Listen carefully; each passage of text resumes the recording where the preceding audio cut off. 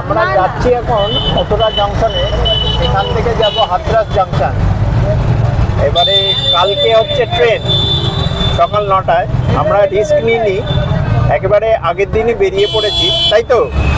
হ্যাঁ, এবারে এখানকার টোটোতে ট্রাফিক বসে আছি, ড্রাইভার একটু ব্রেক দিয়েছে।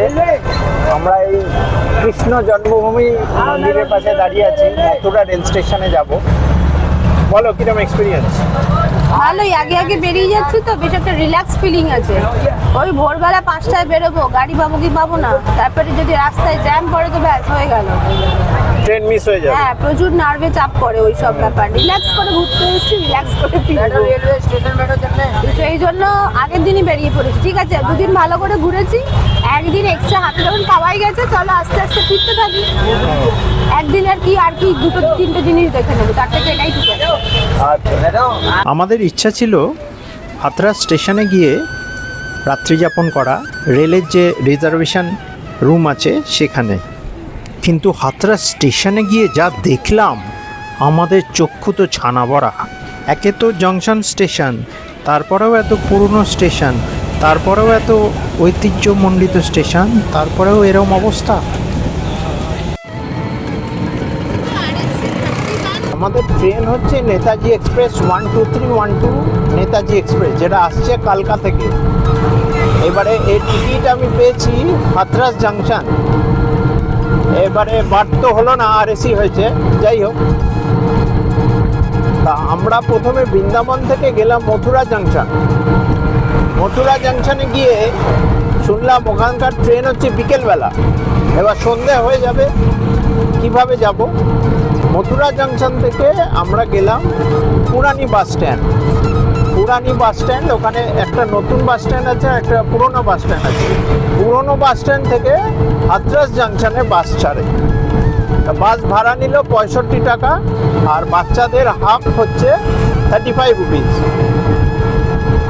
না 63 টাকা। 63 টাকা নিল বড়দের ভাড়া, আর 35 টাকা হচ্ছে বাচ্চাদের ভাড়া। সেটা করে আমাদের হাথরাসের কাছাকাছি নামালো, হাথরাস সিটিতে নামালো, নট জংশন। এবার জংশনে আমরা যাচ্ছি এই টোটো করে। এবার টোটো নিচ্ছে 100 টাকা। এইসব কাণ্ড করার পর আমরা পৌঁছাবো হচ্ছে হাথরাস জাংশনে। চারপাশে প্রচুর পাথর, এই যে রেল লাইন দিয়ে যাচ্ছে। কালকে সকালবেলায় আমাদের ট্রেন। আমরা এখন যাচ্ছি হাথরাস জাংশন স্টেশনের উদ্দেশ্যে। হাথরাস জাংশনে কোনো রিটায়ারিং রুম, ওয়েটিং রুম কোনো কিছুরই ব্যবস্থা নেই, এবং ফ্যামিলি নিয়ে রাত্রিবেলা ওখানে থাকা বেশ রিস্কি। তাই আমাদের আবার হাথরাস সিটিতেই হোটেলের খোঁজে ফিরে যেতে হয়। এখানে একটু ইতিহাসটা বলে নিই। উত্তরপ্রদেশের হাথরাস জাংশন স্বামী বিবেকানন্দের জীবনে একটি গুরুত্বপূর্ণ স্থান অধিকার করে আছে, কারণ 1888 সালের সেপ্টেম্বর মাসে এখানেই তিনি তার প্রথম শিষ্য স্বামী সদানন্দের, পূর্ব নাম শরৎচন্দ্র গুপ্তের সঙ্গে সাক্ষাৎ করেন। পরিব্রাজক সন্ন্যাসী হিসেবে বৃন্দাবন থেকে হরিদ্বার যাওয়ার পথে বিবেকানন্দ হাথরাস স্টেশনে থামেন, যেখানে তার উপস্থিতি ও আকর্ষণীয় ব্যক্তিত্ব স্থানীয় সহকারী স্টেশন মাস্টারকে আকৃষ্ট করে। কেমন? হাথরাস জাংশনের সহকারী স্টেশন মাস্টার শরৎচন্দ্র গুপ্ত তরুণ সন্ন্যাসীটির, তখন নরেন্দ্রনাথ দত্ত নামে পরিচিত, প্রতি তৎক্ষণাৎ আকৃষ্ট হন এবং তাকে অতিথি হওয়ার জন্য অনুরোধ করেন। অবশেষে তাকে নিজের বাসভবনে আমন্ত্রণ জানান। শরৎচন্দ্র গুপ্ত স্বামী বিবেকানন্দের দ্বারা এতটাই গভীরভাবে প্রভাবিত হয়েছিলেন যে তাকে অনুসরণ করার জন্য তিনি নিজের চাকরি থেকে পদত্যাগ করেন এবং তার প্রথম আনুষ্ঠানিক শিষ্য হন। পরবর্তীকালে তিনি স্বামী সদানন্দ নামে পরিচিত হন। আমরা আবার হাথরাস সিটিতে ফিরে গ্যালাক্সি হোটেলে রুম নিয়ে ডিনার করতে বসলাম। ডিনারে ছিল তন্দুরি রুটি, শাহি পনির আর একটা সবজি। রান্না বেশ ভালোই হয়েছিল এবং দামও ঠিকঠাক। এই হোটেল শর্মাতে যে আমরা ডিনার করলাম, এটা কিন্তু আমরা হাইলি রেকমেন্ড করব যারা হাথরাসে আসবেন তাদের কাছে, কারণ এদের ব্যবহারও বেশ ভালো, রান্নাও বেশ ভালো। হাথরাস জাংশন, এই জাংশন শুনেই ভেবে নিয়েছিলাম স্টেশনের ওয়েটিং রুমে এক রাত বেশ কাটিয়ে দিতে পারবো, কিন্তু স্টেশনে পৌঁছেই ঘোর কেটে গেল। এই পাণ্ডব বর্জিত জায়গায় ধুধু ফাঁকা স্টেশনে ওয়েটিং রুম তো দূরে থাক, একটা ভালো খাবার হোটেলও নজরে এলো না। হাথরাস সিটি থেকে 10 কিলোমিটার দূরের এই স্টেশনে এসব আশা করাও বৃথা।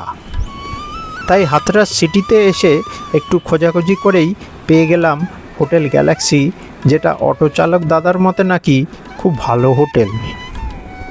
আর হাথরাস জাংশন সম্বন্ধে বলবো, এই হাথরাস জাংশনকে রামকৃষ্ণ মিশনের একটি পবিত্র স্থান হিসেবে বিবেচনা করা হয়, যা সেই মুহূর্তের প্রতীক যখন বিবেকানন্দ এক একনিষ্ঠ অনুগামীর কাছে তার উদ্দেশ্য তুলে ধরতে শুরু করেছিলেন।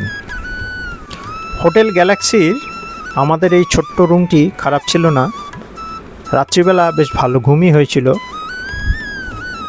আর পরদিন সকালে উঠে কি হলো সেটা জানার জন্যে অবশ্যই পরবর্তী পর্বে নজর রাখুন। সবাই ভালো থাকবেন, সুস্থ থাকবেন এবং অবশ্যই সঙ্গে রাখবেন ফুড ট্যুর অ্যান্ড ফ্যামিলি চ্যানেলকে। নমস্কার।